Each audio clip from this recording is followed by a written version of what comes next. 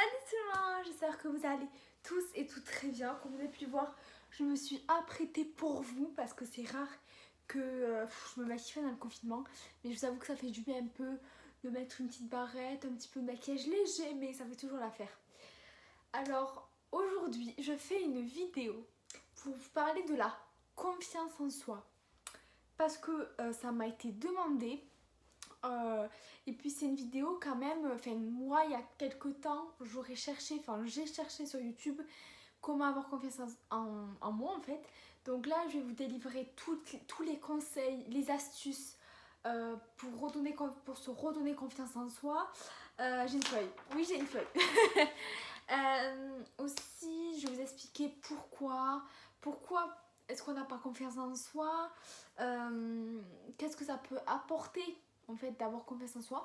Donc d'abord je vais me livrer à vous parce que c'est aussi le principal, c'est que évidemment je me livre à vous, que je vous dise aussi ce que moi j'ai vécu. Alors déjà je vais vous parler en premier de qu'est-ce que c'est que de ne pas avoir confiance en soi. En fait de ne pas avoir confiance en soi, c'est en fait de se juger soi-même, de voir plutôt nos défauts que nos qualités, voir plutôt nos échecs que nos réussites, donc voir beaucoup de négatifs sur nous-mêmes et en fait à la fin pas beaucoup de positifs, donc c'est un peu on va dire un petit peu un problème. Donc voilà pour ça. Alors déjà de pas avoir confiance en soi, c'est normal, surtout à l'adolescence parce que notre corps change. Donc on commence à avoir des formes. Donc c'est là où on peut se dire mince, ça me va pas, j'ai trop de ventre, j'ai trop de fesses, ça va pas, ça va pas. Mais ça en fait c'est l'acceptation de soi, de son corps, de son esprit. Donc ça aussi c'est vraiment un gros travail à faire. C'est vrai que c'est pas facile. On se dit comme ça, oh là là, d'avoir confiance en soi, etc. Donc moi, je vais vous parler de mon histoire, depuis quand j'ai pas confiance en moi, comment j'ai fait pour avoir confiance en moi, et qu'est-ce qui m'a aidé en fait à avoir confiance en moi. Alors déjà, depuis, on va dire, la sixième, je suis pas très appréciée. J'étais pas très appréciée depuis la sixième. À vrai dire que on me traitait un peu de nulle en sport. Comment vous expliquer? On m'envoyait des petits trucs de 5e, 6e quand on se cherche, etc. Les gens, ils aiment bien nous persécuter pour voir ce que les gens, ils ont dans le cœur, en fait. Et moi, ça m'avait énormément blessée parce qu'à cette époque-là, j'étais très sensible.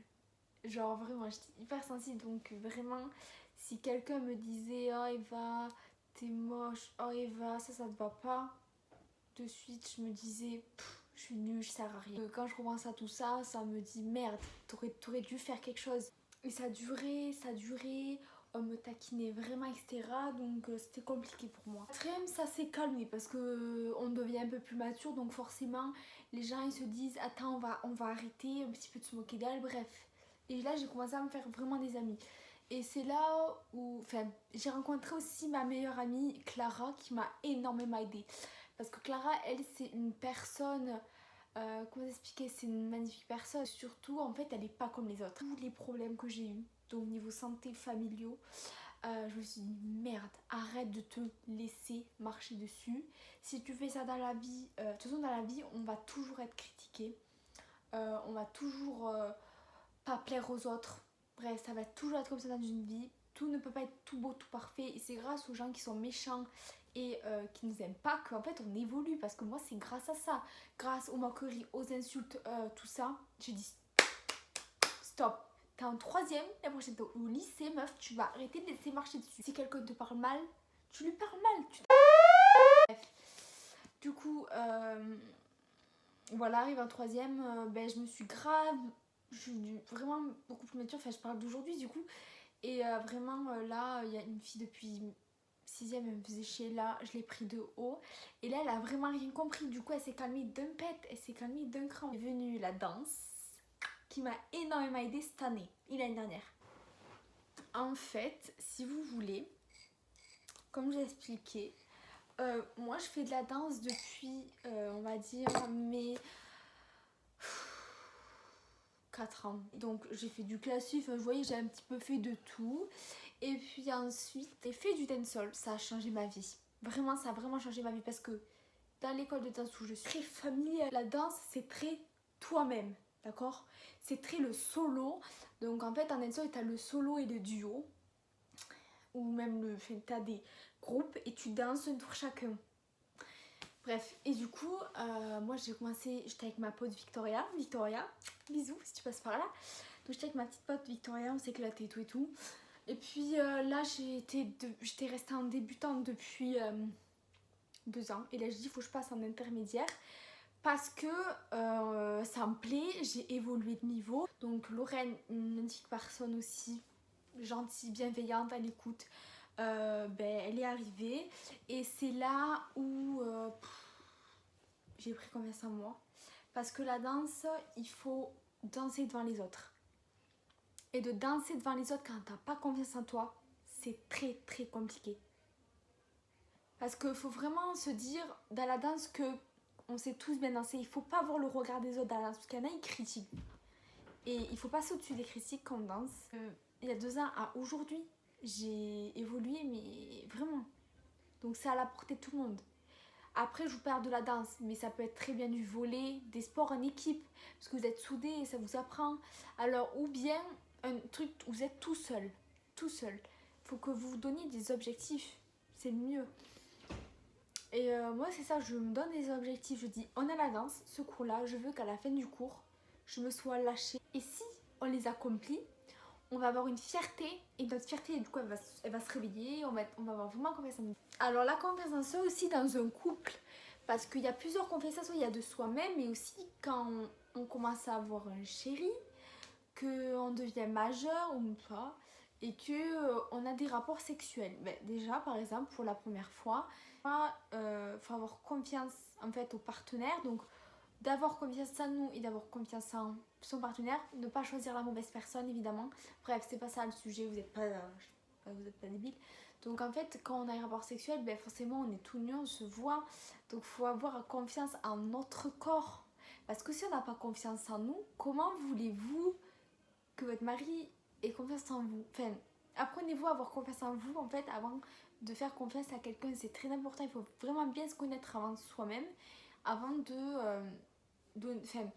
avant de faire confiance à son mari ou etc.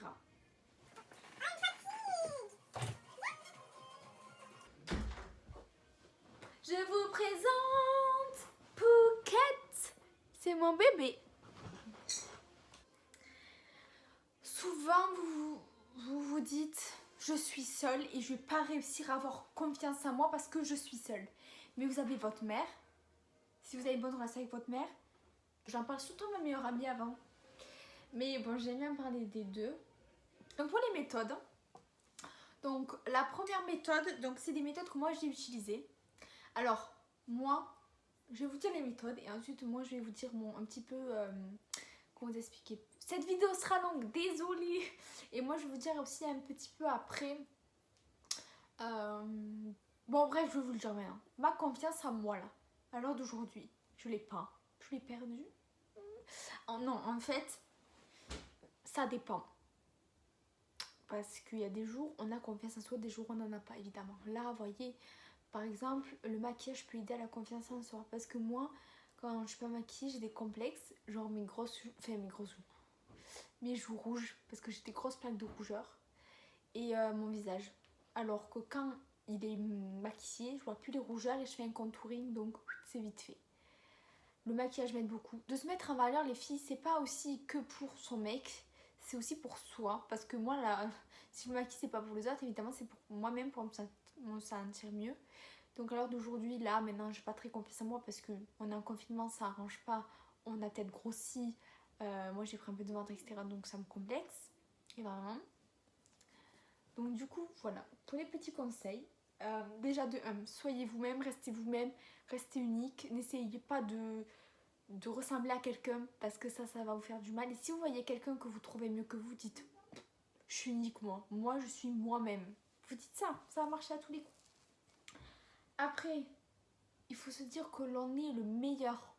Il faut que vous vous répétiez plusieurs fois dans la journée. tu vas y arriver, tu es le meilleur, tu es unique, tu vas y réussir. Par exemple, vous êtes en match, vous êtes au collège, ça c'est compliqué. Et vous avez une compétition de basket, je sais pas. Vous vous dites, c'est moi qui vais gagner, de toute façon je suis la meilleure. Et tu te dis, je suis la meilleure. Et puis voilà, et vous faites un peu des mimiques, vous voyez, vous faites un moi je suis la meilleure, comme ça. Vous allez voir, de suite vous allez gagner, bref. Et alors, parler à un miroir, ça peut être très con. Ou avoir un ami imaginaire. Moi, en cette pleine période, entre moi je me dis, Eva, t'es la meilleure. Eva, tu vas y réussir. Eva, y a pas moyen que tu arrives. J'ai toute la famille qui arrive. Et là, je vous présente Niaoli. Voilà, donc voilà. Et la dernière petit truc que je vous conseille, c'est de vous fixer des objectifs. Et quand je dis vous fixer des objectifs, c'est-à-dire, vous, par exemple, vous dites aujourd'hui, il faut que je fasse 30 pompes. Par exemple, on peut prendre l'exemple du sport. Par exemple, vous dites, bah, du coup, aujourd'hui, je vais faire 30 pompes. Et dans la journée, vous faites 30 pompes. Comme ça, vous allez y réussir et vous allez vous dire, j'ai réussi, je suis la meilleure. N'hésitez pas à vous lancer des challenges, des trucs où vous pouvez réussir. Parce qu'après, de toute façon, les filles, si vous échouez, c'est quoi le truc? Ou les garçons, si vous échouez, c'est quoi? Mais c'est pas grave si vous échouez. Parce que l'échec, ça apprend. Ça apprend. Parce que dans la vie, vous n'aurez pas tout. Toujours, vous n'allez pas toujours tout réussir. Il y a des choses que vous allez échouer. Et ça, c'est sûr. Donc ça apprend la vie et vous dites, arrête de me regarder comme ça. Qu'est-ce que tu veux? Qu'est-ce que tu veux? Oh, c'est ouf. Ils sont ouf. Et ça va vous aider. Donc voilà. Les seules choses que je pouvez vous dire. Donc fixez-vous des objectifs. Et vous verrez, tout se passera pour le mieux. Ça peut ne pas se passer mal. Et l'échec... comment vous expliquer l'échec? Ben, c'est un échec. Mais l'échec, c'est pas un mot négatif. Parce que, aussi, un autre conseil personnel, que je dis pas à tout le monde, mais c'est pas peut-être, je sais pas si c'est vraiment pour la confiance en soi, mais en tout cas, moi, je l'utilise tous les jours. Par exemple, vous voyez quelque chose de négatif. Moi, je fais aussi beaucoup quand je pars en voyage, parce que j'ai peur de l'avion. J'ai peur un petit peu de l'avion. Je suis pas malade, etc. Mais j'ai un petit peu peur. Enfin, j'ai toujours eu cette peur de crash, etc. Par exemple, vous dites, on va se crasher dans l'avion. Et dans les idées négatives que vous avez, il faut que vous ayez une pensée positive. Donc, dans le négatif, bon, vous arrêtez de jouer là, c'est infernal. Hein. Dans le négatif, vous avez toujours quelque chose de positif. Donc, par exemple, du coup, j'ai pris le crash d'avion, mais vous dites, on va pas se crasher. Ben, t'as vu toute la sécurité qu'il y a? C'est impossible qu'on se crache. Voilà. Ou par exemple, vous êtes à un repas de famille et... je sais pas moi, vous êtes à un repas de famille et vous devez faire le gâteau. Et vous dites... Putain, j'ai plus de chocolat. J'ai plus de chocolat. Et bien c'est pas grave, tu vas trouver une solution. Tu vas pas mettre de chocolat, peut-être que tu vas mettre des fraises, peut-être que tu vas mettre du chocolat peut-être blanc, du chocolat noir. Mais si t'as pas de chocolat au lait, tu mets du chocolat autre, il y a toujours une solution. Par exemple, ça c'est par exemple, c'est des petits trucs qui aident, qui sont tout petits, mais franchement, qui aident énormément. Donc voilà, j'espère que ces petits conseils vous aura plu. Bon voilà, écoutez, je crois que cette petite vidéo est finie. J'ai assez blablaté comme ça. Sur ma dernière vidéo, vous n'avez pas pu mettre des commentaires. Désolée, c'était bloqué. Donc maintenant, je vous laisse mettre des commentaires. Si vous avez des suggestions de vidéos à me faire, vous les faites. Et puis sur ce, je vous fais de très très gros bisous. Et je vous retrouve très très vite pour une nouvelle vidéo. Bisous!